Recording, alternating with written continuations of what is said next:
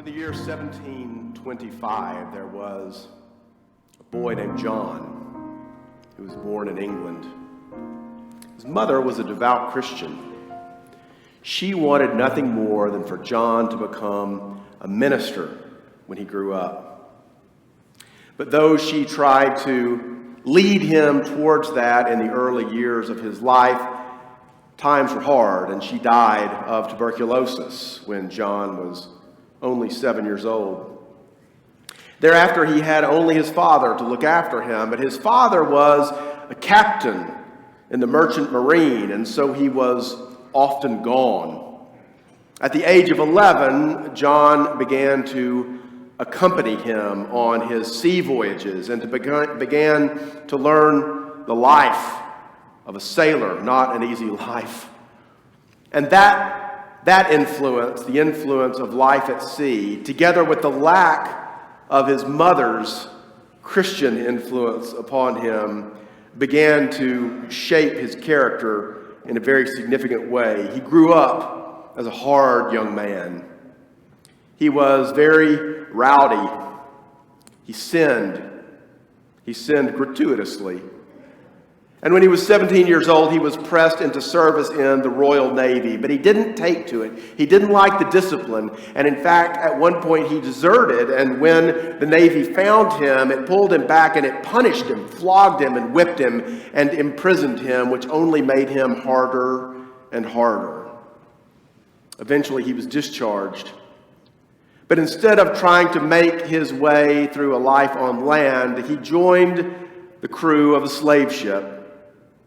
And for the next several years, his life went from bad to worse, as not only now was the sin that he was engaging in personal, but he was engaging in a whole system of sin by helping to capture African slaves on the western coast of Africa and to transport them through that terrible Middle Passage across the Atlantic Ocean before selling them as chattel in the Caribbean and in North America.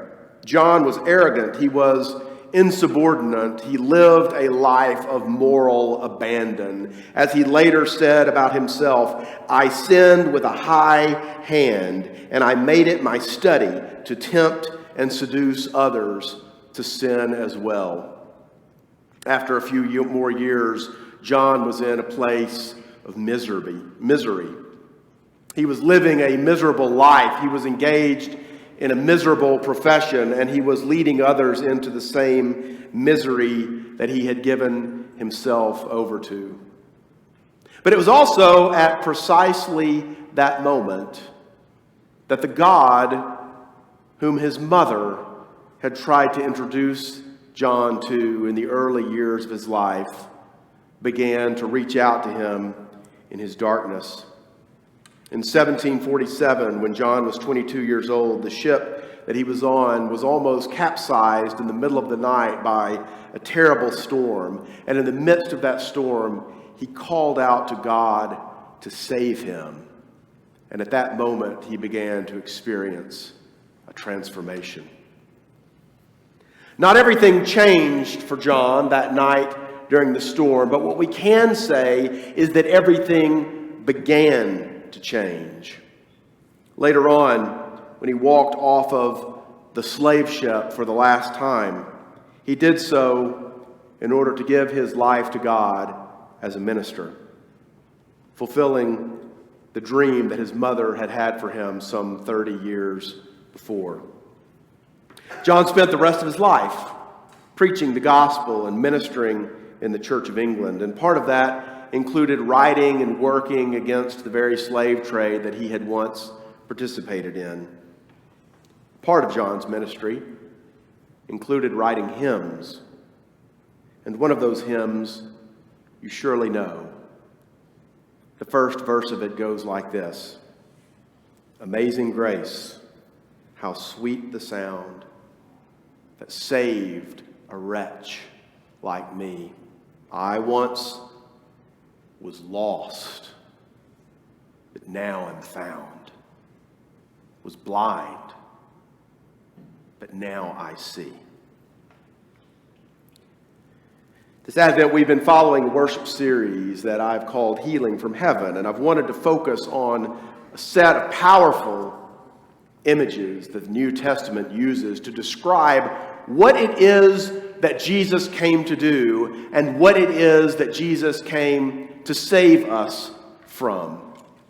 It's remarkable to me, as I was thinking this past week, how the images that I've shared with you so far, the series of paired themes up to this point, kind of follows along with that first stanza of Amazing Grace. The first of those paired themes that we saw was that for those who dwell in darkness, Jesus comes to give them light. Amazing grace, how sweet the sound that saved a wretch like me. The second of those themes, for those who are lost in exile, Jesus comes to bring them home. I once was lost, but now am found. And the third of those themes, for those who are sick, Jesus comes to make them well. Was blind, but now I see. This morning we're turning to the last of those paired themes. It's not only the last, but it is the culmination of all of them. It's where they've all been going. Take just a moment and think about what all of these things suggest, all of these problem words, what it means to dwell in darkness, what it means to be lost and wandering in exile, what it means to be sick, what it means to be ill. These are all the very opposite of what? Of what it means to have life. They all speak of a certain kind of death. They all point towards what it means to lose our life and our livelihoods. For us to have anything like life in a flourishing way, we have to have not darkness but light. We have to be not in exile but rather home. We have to be not sick but rather healthy. And so we come to the fourth of the paired themes, the one that draws all of them up into itself, and that is that for those who are dead, Jesus comes to give them life. You know, one of the things that we sometimes gloss over when we read the story of the last days of the life of Jesus is exactly what it was that he did that got him into so much trouble, what it was that he did to get himself crucified. And we know that he was betrayed by Judas Iscariot, but do we always step back and ask ourselves the question, why was it that the chief priests and the Sadducees and the temple authorities wanted to hire Judas Iscariot in the first place? Well, the interesting thing about that is that the answer is a little bit different depending on where you're looking in the Bible. If you turn to the Gospels of Matthew, Mark, and Luke, what they clearly focus on is when Jesus entered into Jerusalem at the beginning of Holy Week, the beginning of the last week of his life. He went into the temple courts and he overturned the tables of the money changers. It was a very disruptive act. It interfered with the entire system and process by which animals were bought for sacrifice, and therefore it was interfering with the entire sacrificial system of the temple. Interfering with the system is something that the authorities tend not to like very much in any time and place. That's Matthew, Mark, and Luke. Yet in the Gospel of John, John himself points to something else, something that the other three overlook. It's the story of what happened when Jesus arrived in a little village called Bethany on his way up to Jerusalem. A village where three close friends lived, Mary and Martha, two sisters, and their brother Lazarus. Jesus stopped there on his way to Jerusalem because Lazarus had just died. Now here was a rabbi preparing to go up to the holy city for Passover, who had just spent 3 years healing the sick, casting out demons, and preaching the good news. He had helped bring light into the darkness of people's lives. He had helped give them a sense of belonging, pulling them in a spiritual way out of the exile that they had been wandering in and bringing them to a home with God. He had healed many of them. He had healed many of them of diseases. But now as he walked into the village of Bethany, he was preparing to face down the greatest enemy of all, death. And when Martha and the others that were gathered around there didn't quite understand what Jesus had come to do, he looked them in the eye and he told them straightforwardly, I am the resurrection and the life. Jesus said, whoever believes in me, though he die, yet shall he live. And everyone who lives and believes in me shall never die. And then he called Lazarus to come forth. Jesus brought him from death into life. That, as John tells it, is what made the chief priests and the authorities see red.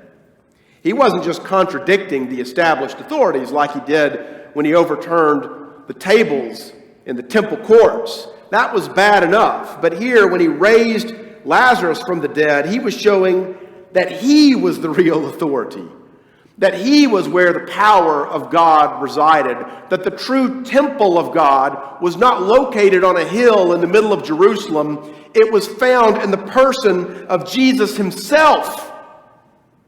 When you understand that, when you understand that he had the very power of God, nay, that he was God and is God in the flesh, then you can understand what it was that came against Jesus at the end. You can understand the cosmic dimension of the way in which evil and sin and demonic forces working directly and through the hands and feet of men rallied against the truth.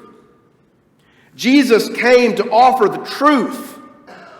He did offer the truth. And the world wanted to kill him for it. If you don't know who Jesus is, then there is never a better time than Christmas to come to understand that. He isn't just a man who had a good idea and led with courage. He isn't just a preacher who preached a compelling sermon. He isn't just a prophet with a special connection to God. He isn't just a wonder worker who knew how to turn a clever magic trick. He's God. That's who he is. He is God in the flesh. And he is the only person or power with the ability to save you. Scripture passage that we heard just a moment ago comes from Isaiah. Like some of the others that I've shared during this season, I've wanted to pull one of those prophecies of what was to come with Jesus out of the pile that we don't read all that often. And yet this is an Advent passage because it points to the work that Jesus had promised to accomplish. What Isaiah is doing in this passage is giving us an image of what Jesus will bring about at the end of days. And what he says is this: on this mountain, the Lord of hosts will make for all peoples a feast of rich food, a feast of well-aged wine, of rich food full of marrow, of aged wine well refined. And he will swallow up on this mountain the covering that is cast over all peoples, the veil that is spread over all nations. He will swallow up death forever. And the Lord God will wipe away tears from all faces, and the reproach of his people he will take away from all the earth, for the Lord has spoken. Doesn't that sound wonderful? Not just that he will extend life, not that he will make death easier to bear. No, Isaiah tells us, he will swallow up death forever. He will end it. That's a vision of the end.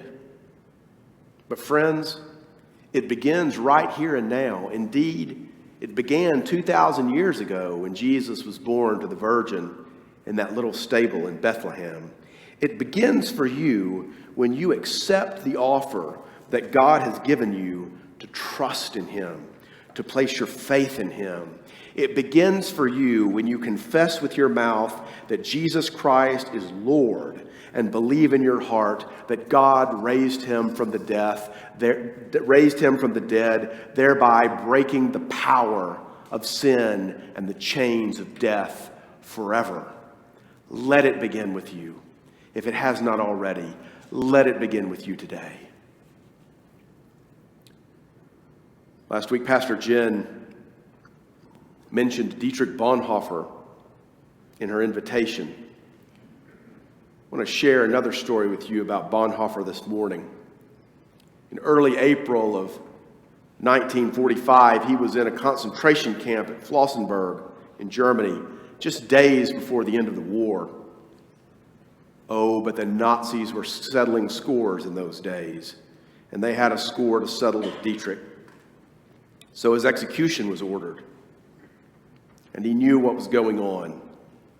He knew that if he could have made it for just a few more days, the Allies would have reached him and he would have been safe. But when they came to get him, he didn't struggle, and he didn't cry out with rage against the injustice of it all. No, we're told from eyewitness accounts that he went around through that cell that he shared with so many other men, and he embraced each one of them, and he bid them goodbye. And then he pulled aside an English officer named Payne Best, who would survive the war, a man that he had become friends with. And he leaned down into Payne's ear, and he said to him, "This is the end.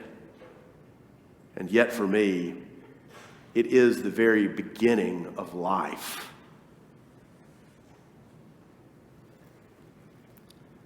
That is the truth that Christ has come to offer us. Out of death, He gives us life. About that remarkable statement of faith by Bonhoeffer on the way to the gallows, Maxie Dunham has said this: "At the heart of the Christian faith is the fact that death precedes life." The death that really matters is not the enemy who ends our physical existence.